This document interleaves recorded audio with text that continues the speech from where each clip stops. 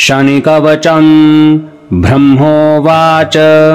शृणुध्वमृषयः सर्वे शनिपीडाहरं महत् कवचं शनिराजस्य सौरेरिदमनुत्तमं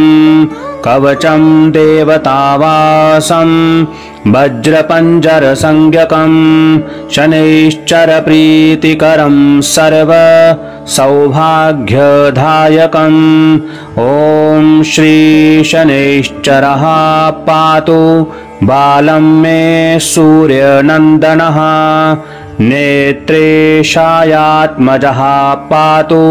पातु कर्णौ यमानुजः नासां वैवस्वतः पातु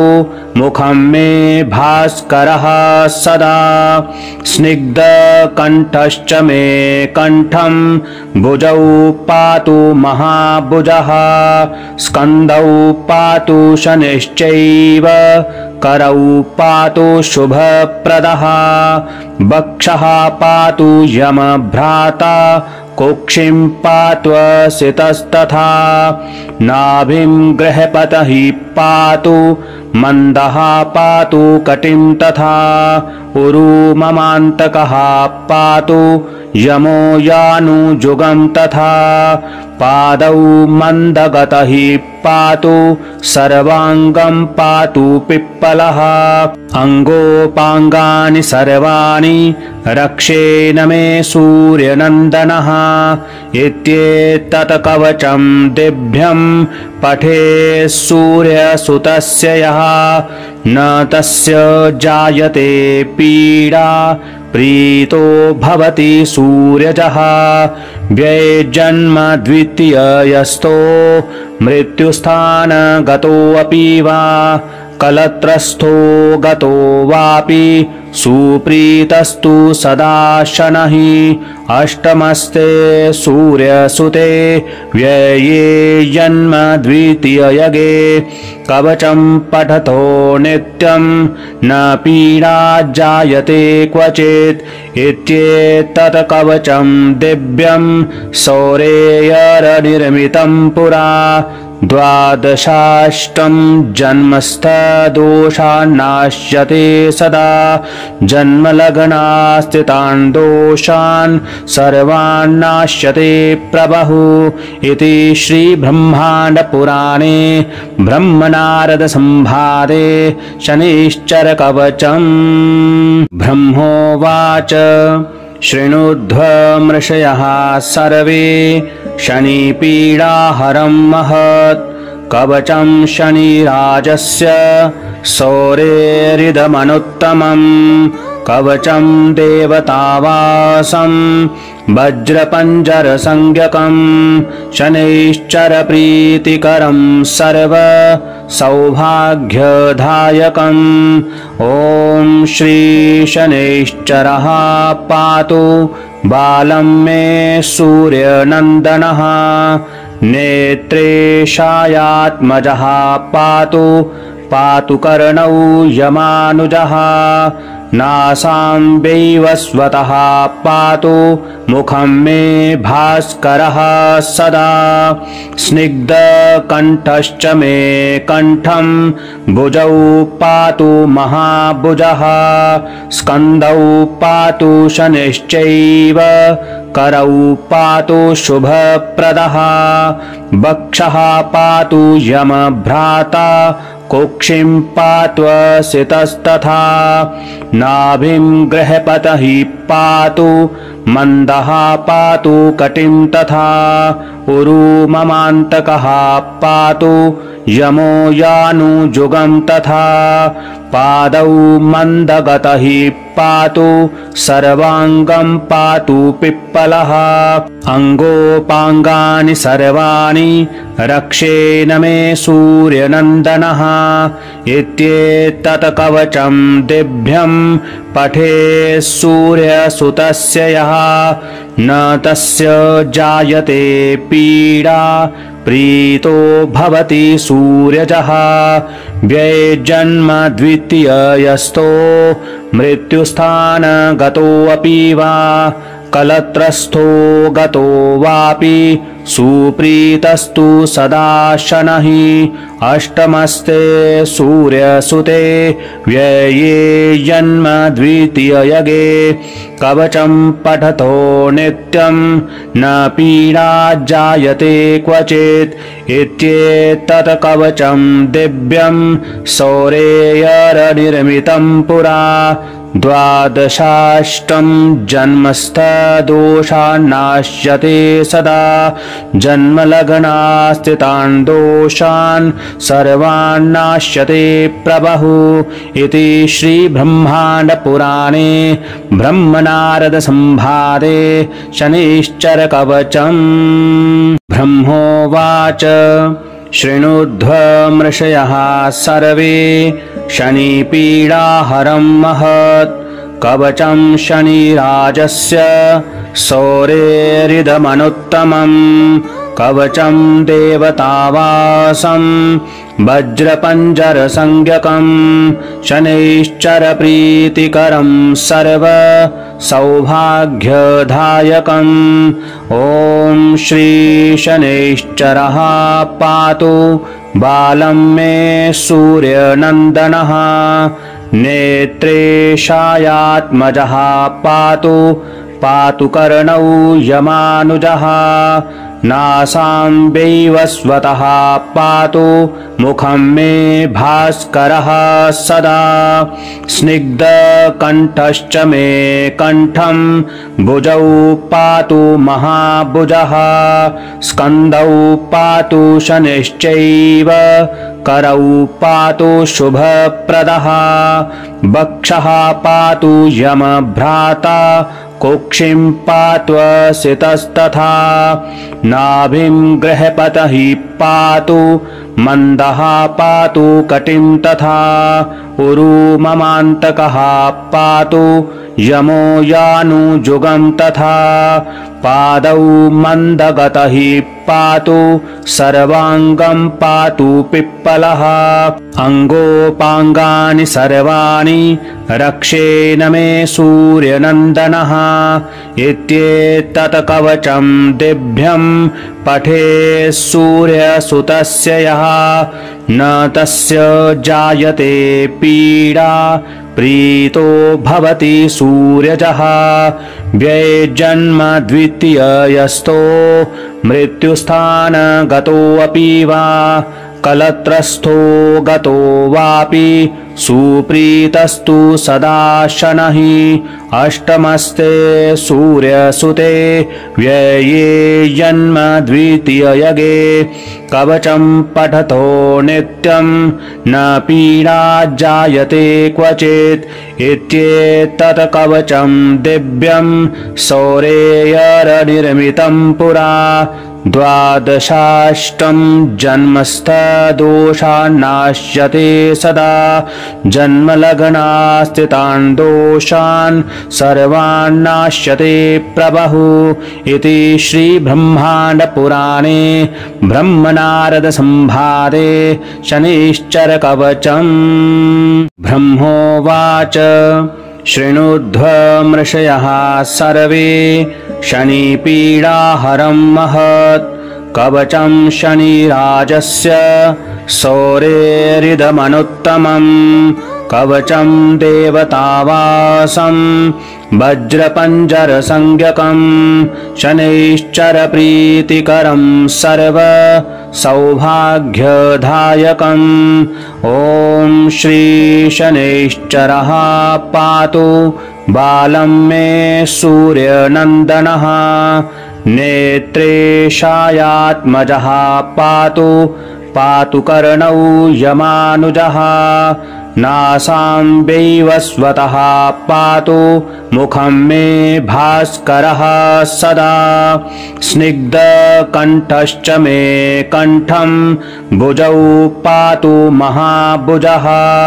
स्कन्धौ पातु शनिश्चैव करौ पातु शुभप्रदः वक्षः पातु यमभ्राता कुक्षिं पात्वसितस्तथा नाभिं गृहपतिः पातु मन्दः पातु कटिं तथा उरुममान्तकः पातु यमो यानुजुगं तथा पादौ मन्दगतः पातु सर्वाङ्गं पातु पिप्पलः अङ्गोपाङ्गानि सर्वाणि रक्षेण मे सूर्यनन्दनः इत्येतत् कवचं दिव्यं पठे सूर्यसुतस्य यः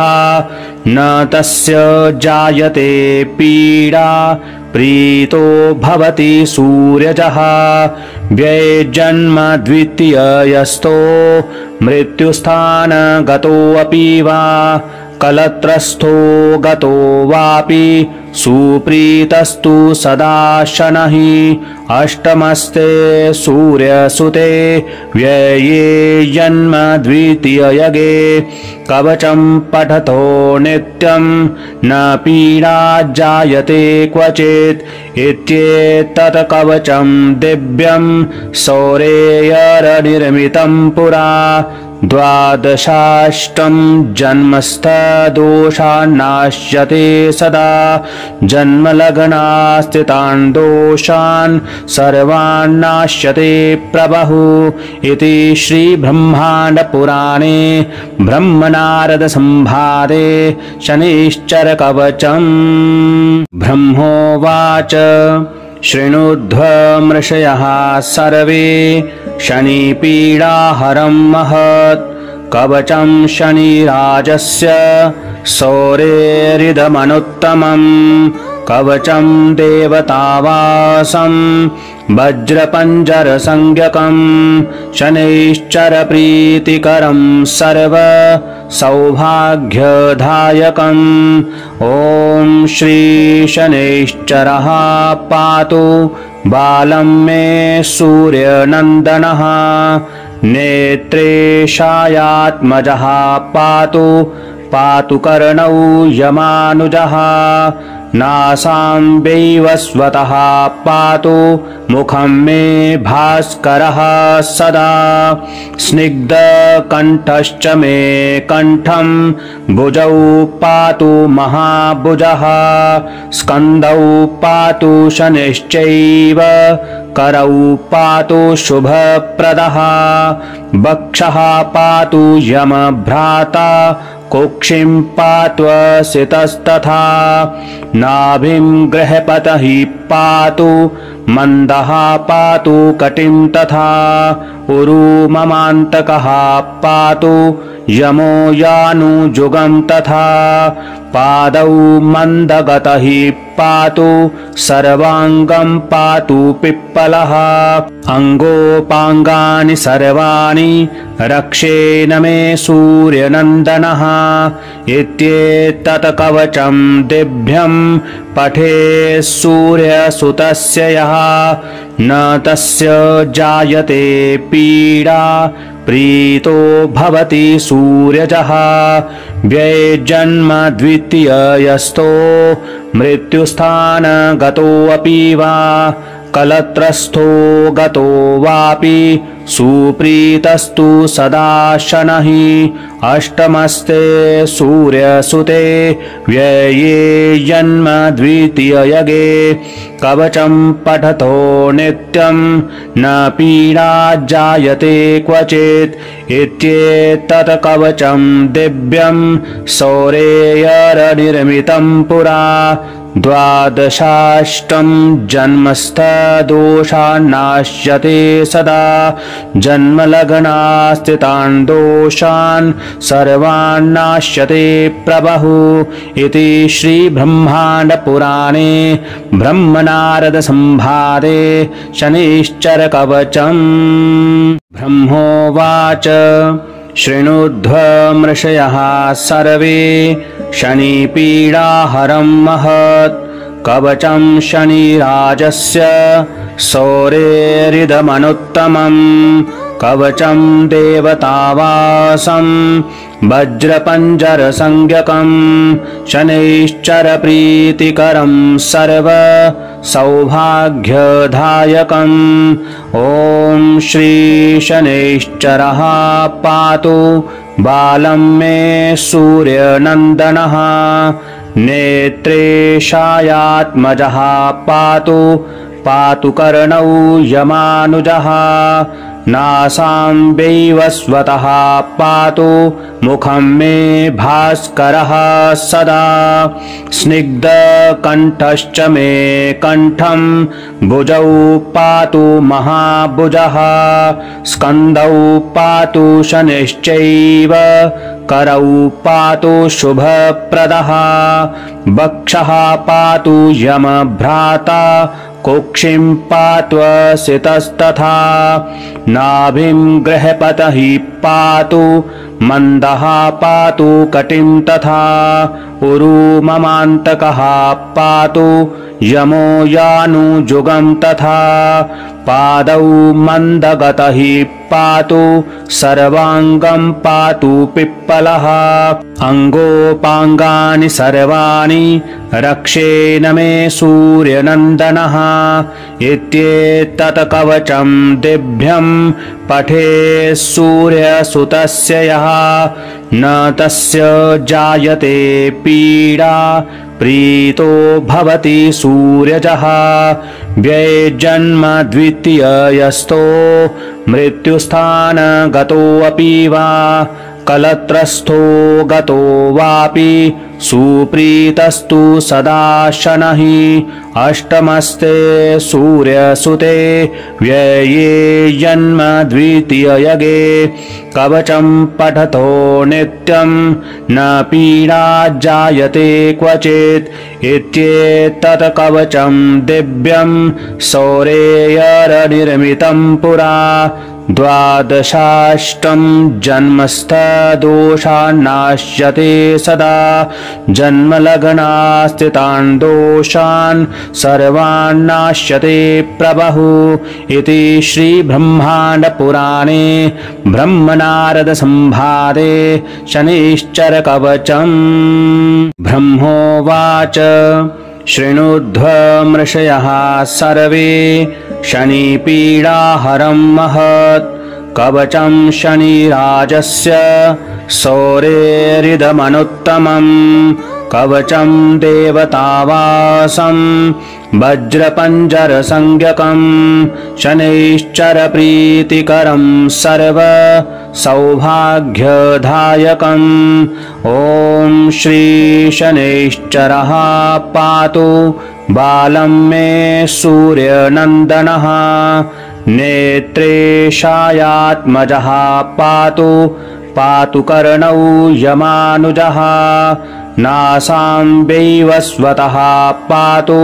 मुखं मे भास्करः सदा स्निग्धकण्ठश्च मे कण्ठं भुजौ पातु महाभुजः स्कन्दौ पातु शनिश्चैव करौ पातु शुभप्रदः वक्षः पातु यमभ्राता कुक्षिं पात्वसितस्तथा नाभिं गृहपतिः पातु मन्दः पातु कटिं तथा उरुममान्तकः पातु यमो यानुजुगं तथा पादौ मन्दगतः पातु सर्वाङ्गं पातु पिप्पलः अङ्गोपाङ्गानि सर्वाणि रक्षेन मे सूर्यनन्दनः इत्येतत् कवचं दिव्यं पठे सूर्यसुतस्य यः न तस्य जायते पीडा प्रीतो भवति सूर्यजः व्ययजन्म द्वितीयस्तो मृत्युस्थानगतोऽपि वा कलत्रस्थो गतो वापि सुप्रीतस्तु सदा शनैः अष्टमस्ते सूर्यसुते व्यये जन्म द्वितीयगे कवचं पठतो नित्यं न पीडा जायते क्वचित् इत्येतत् कवचं दिव्यं सौरेयर्निर्मितं पुरा द्वादशाष्टं जन्मस्थदोषान्नाश्यते सदा जन्मलग्नास्थितान् दोषान् सर्वान्नाश्यते प्रभुः इति श्रीब्रह्माण्डपुराणे ब्रह्मनारदसंवादे शनैश्चरकवचम्।